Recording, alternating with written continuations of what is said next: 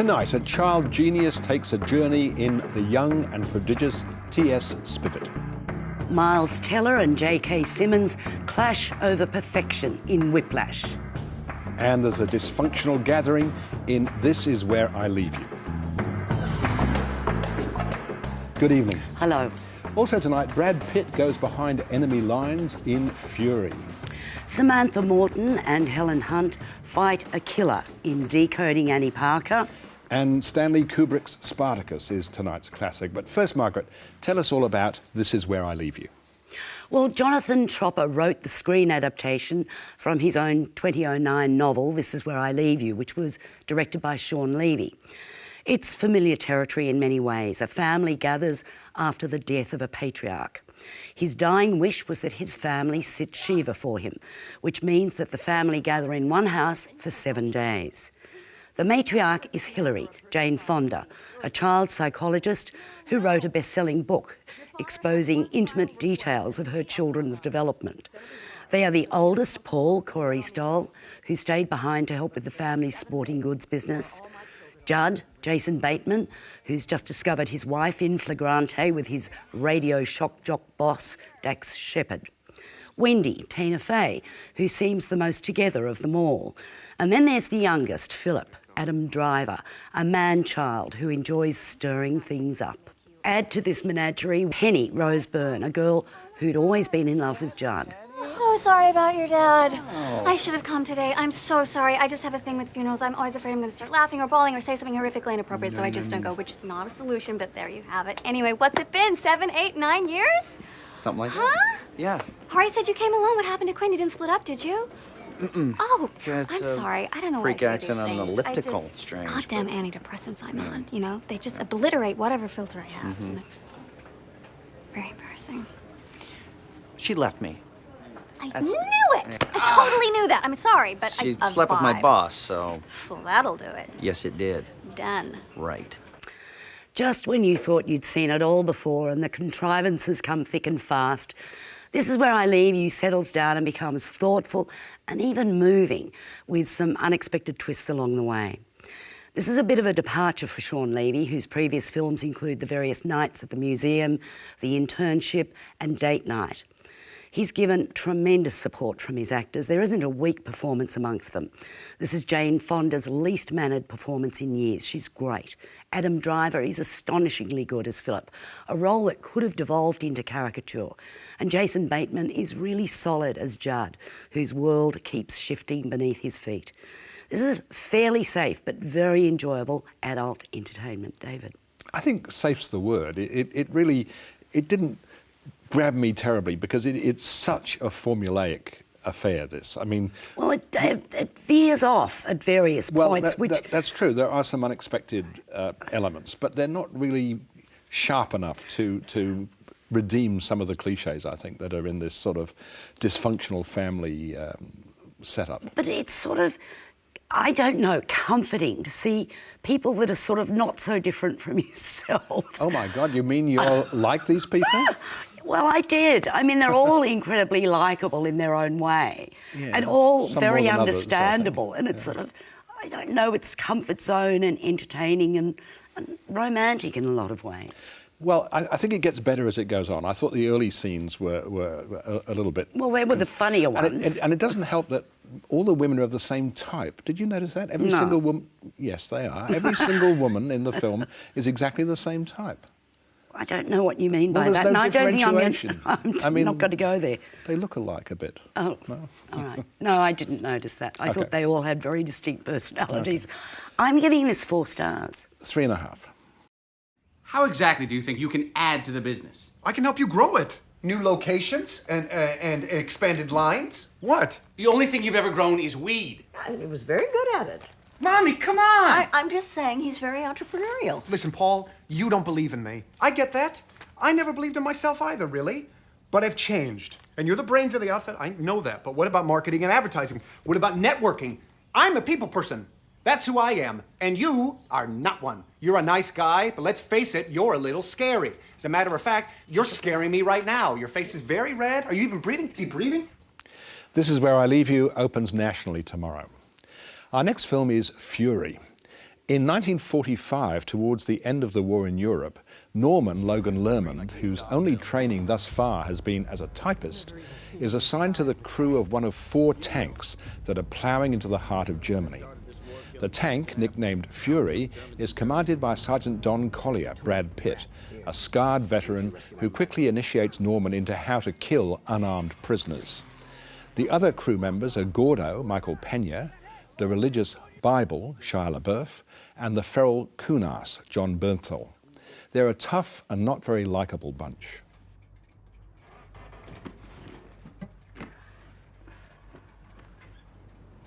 Good shot. Oh, that wasn't me. No, I'm the instrument, not the hand. God didn't call us today. You hear me, boys? What's he doing up there? Big paradise? Everyone else came up, snake eyes but us. Lord's protection. We got it, don't we, boy? Yes, sir. We got it. Sir. Hey, good job, Norm. Welcome to the Army, Norm. You did good. Best job I ever had. Best job ever. Best job ever. Best job ever had. Fury is a rather infuriating film. World War II is a distant memory now, and David Ayer's feature doesn't have anything very new to add to the movies set during that awful period.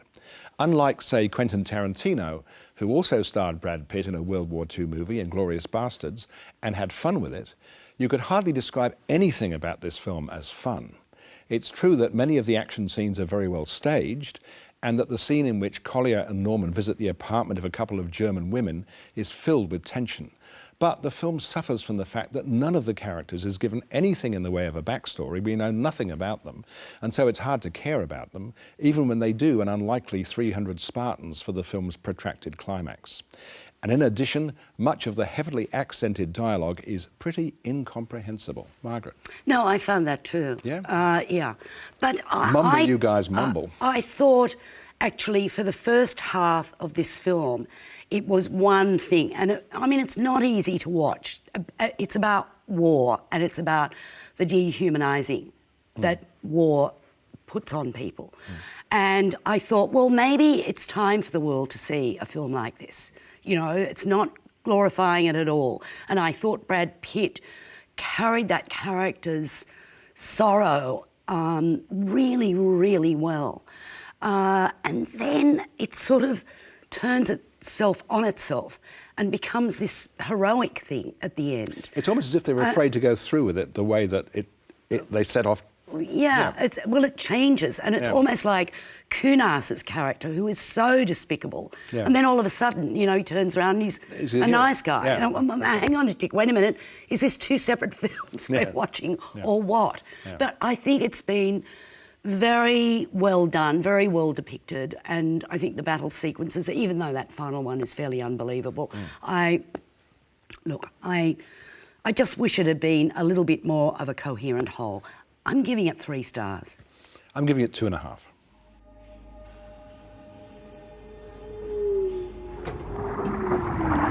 Rain's coming.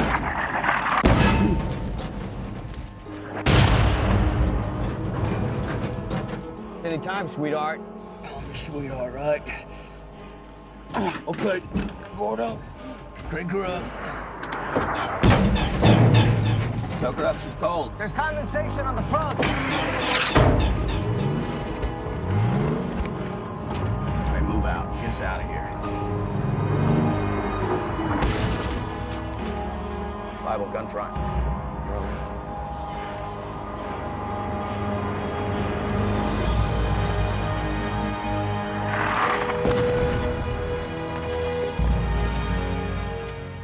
Fury opens around the country tomorrow. 2 women meet briefly at the beginning of Decoding Annie Parker, both of whom share a common interest. They're Annie Parker, Samantha Morton, and Mary Claire King, Helen Hunt. King is a researcher at Berkeley University in California. Annie is a Canadian living in Toronto, married to Paul, Aaron Paul, and they have a young son. Annie's family seem to be dogged and downed by breast cancer. Her grandmother, her mother, her aunt have died from the disease, and very soon into the film, her sister succumbs also. And then Annie discovers a lump in her breast. Mary Claire's research involves finding out what she believes is a genetic cause for breast cancer.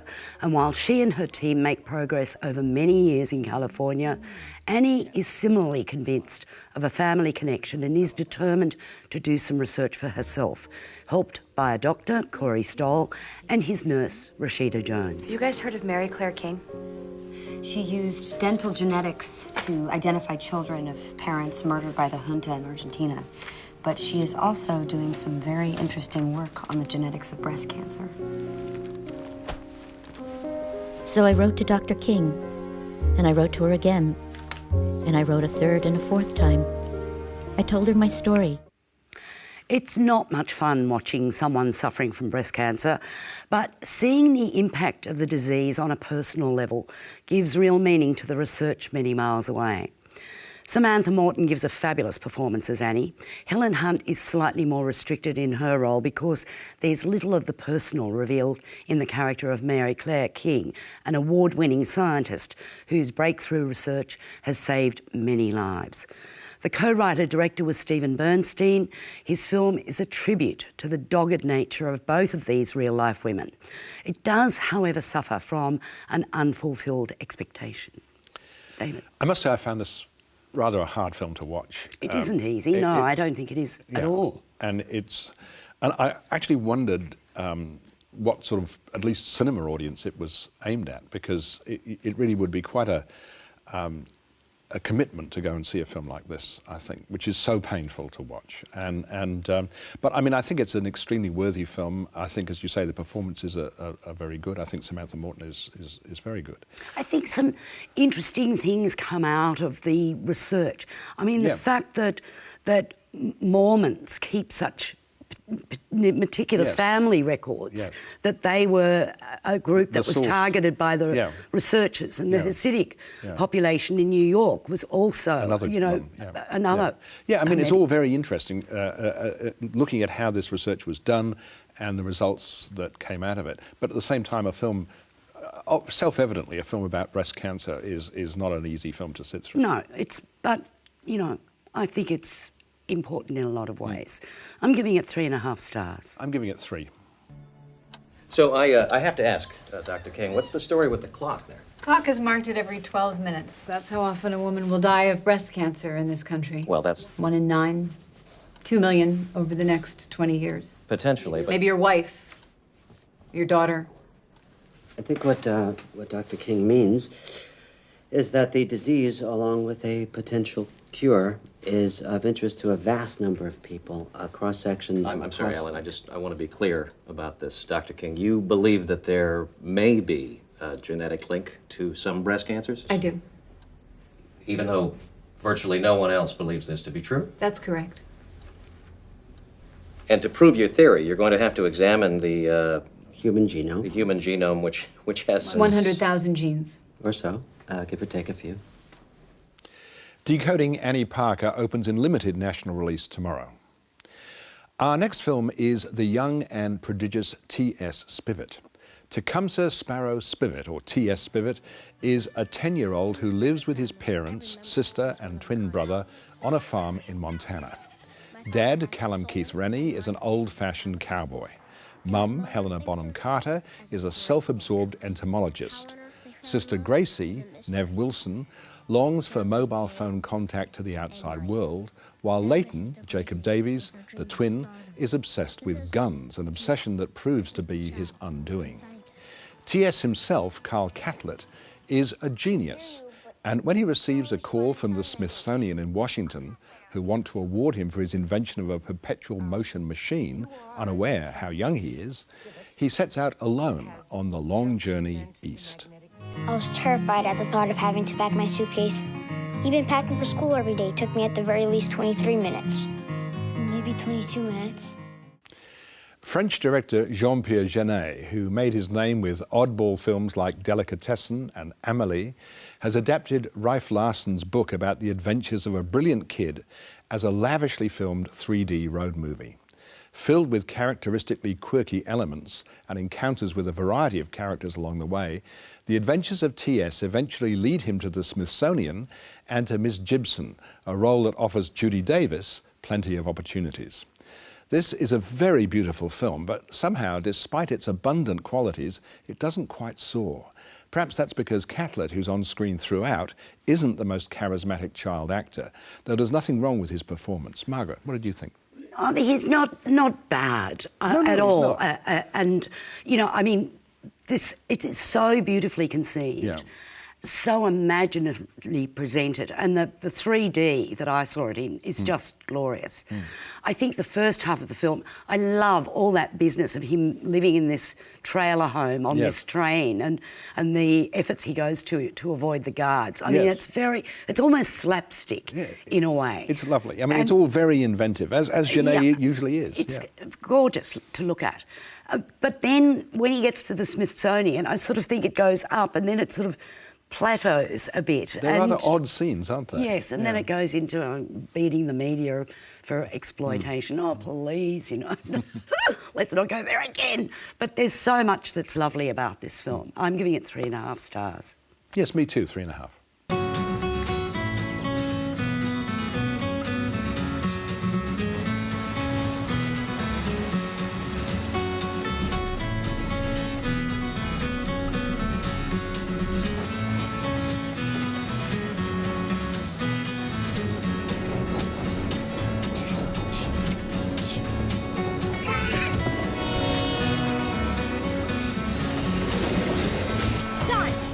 Composition: hydrogen, helium, oxygen, iron, neon, nitrogen, silicon, magnesium, and sulfur. It's so gorgeous to look at. The young and prodigious T.S. Spivet opens around the country in limited release next week. The opening scene of Whiplash says a lot as the camera slowly approaches a young man playing drums frenetically. He's 19-year-old Andrew Miles Teller, a student at a prestigious music school in New York. Quietly witnessing the young man's performance is Terence Fletcher, J.K. Simmons, a much-feared teacher at the school with the power to make or break careers. He invites Andrew to be part of his elite studio band. Double time swing. No, double time. Double it. Faster. Faster.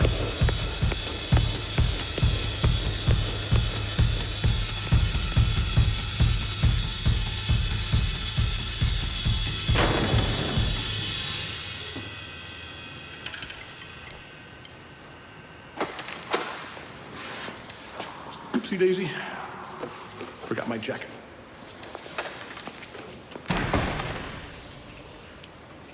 Andrew has no friends, and the rivalry at the school seems to preclude intimacy. His social life consists of going to the movies with his father, Paul Reiser.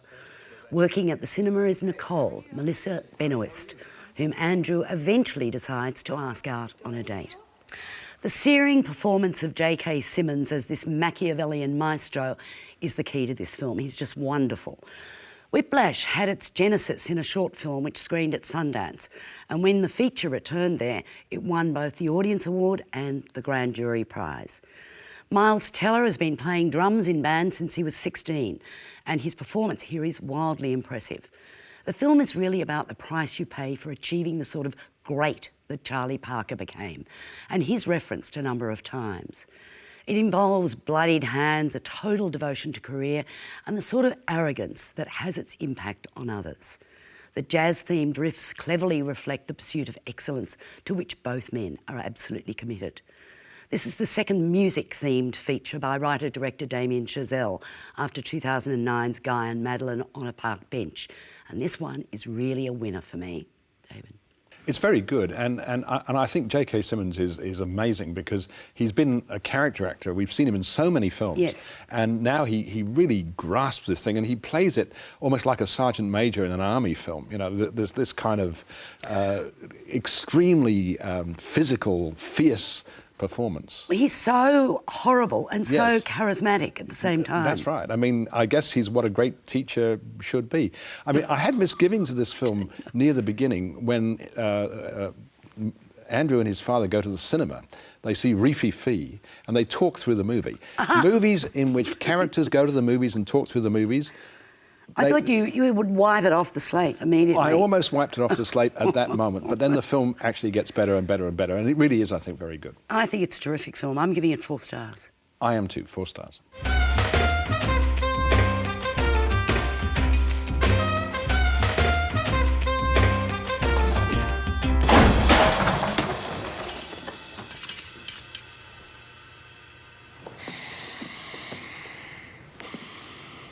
Why do you suppose I just hurled a chair at your head, Neiman? I don't know. Sure you do. The tempo? Were you rushing or were you dragging? I don't know. Start counting. 5, 6, 7. In 4, damn it! Look at me! 1, 2, 3, 4. 1, 2, 3, 4. 1, 2, 3, 4. Now, was I rushing or was I dragging? I don't know. Count again. 1, 2, 3, 4. 1, 2, 3, 4. 1, 2, 3, 4. Rushing or dragging? Rushing. So you do know the difference! Amazing. Amazing performance. Whiplash opens in limited national release tomorrow, and on our website is an interview with writer-director Damien Chazelle. And now for the classic. One spring Saturday in 1961, I borrowed my mother's car and drove 40 miles to see a movie. The movie was Spartacus, and I had to make the journey because it was being presented in 70mm, and the closest cinema equipped with this ultra-widescreen system was the Odeon in Bristol. Spartacus was the latest in a series of big-screen epics that began in the early 50s with Quo Vadis and The Robe and continued with Ben-Hur. But it was different from the others, which all dealt with early Christianity. Spartacus, the Thracian slave and former gladiator who led a rebellion against Rome, lived before Christ, 109 to 71 BC. The film was based on a novel by Howard Fast, who started writing it when he was serving a prison term for contempt of Congress. A member of the Communist Party, he had refused to name names before the House Un-American Activities Committee. Kirk Douglas bought the book for his production company and daringly hired blacklisted Dalton Trumbo, who had also been imprisoned for his beliefs, as screenwriter. Anthony Mann started directing, but he and Douglas fell out, and Mann was replaced by Stanley Kubrick, the young genius who had worked with Douglas on Paths of Glory. A brilliant cast was assembled, including Charles Laughton and Laurence Olivier as rivals in the Roman Senate, Peter Ustinov as a slave trader, and Gene Simmons as a slave from Britain.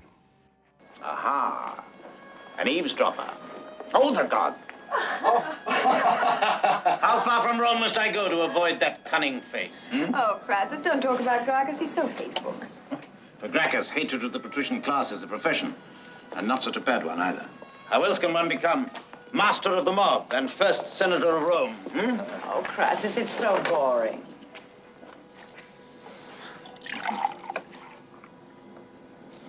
I believe that girl smells of perfume. Whatever it is, she smells most delectable. You can't keep slaves from stealing these days unless you chain them. When a slave's as pretty as she doesn't have to steal. An arrangement is made. If her ankles are good, you could be sure an arrangement was made. Merciful heavens, a catastrophe. Well, I've been anointed. Right. They trollop. I believe you did that on purpose. It's an accident. Come here, girl.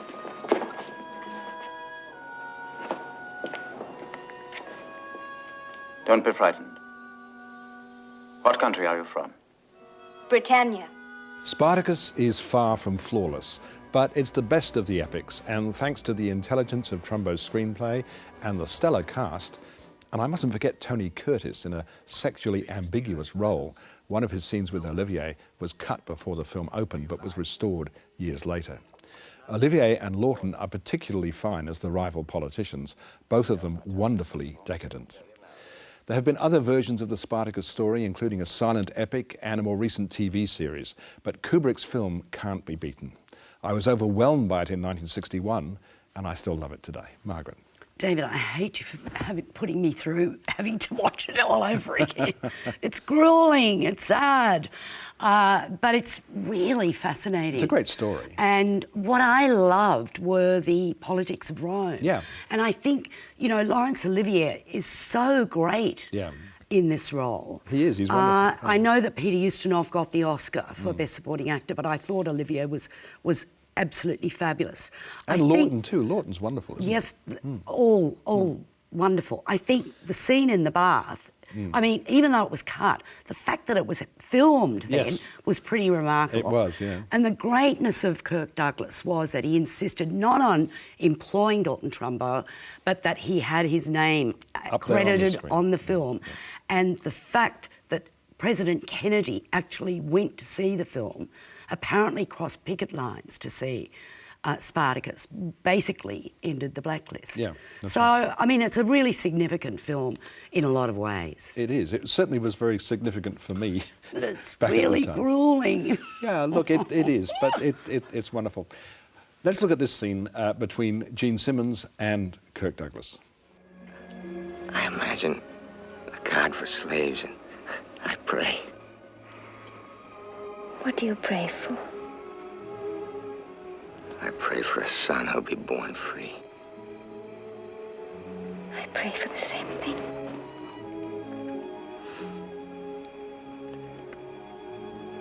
Take care of my son, Verenya. If he never knows me, tell him who I was and what we dreamed of. Tell him the truth. There'll be plenty of others to tell him lies. I can't live without you, Spartacus. Verenya. Oh, David, this is what Spartacus, it's wonderful. It really is good, isn't it?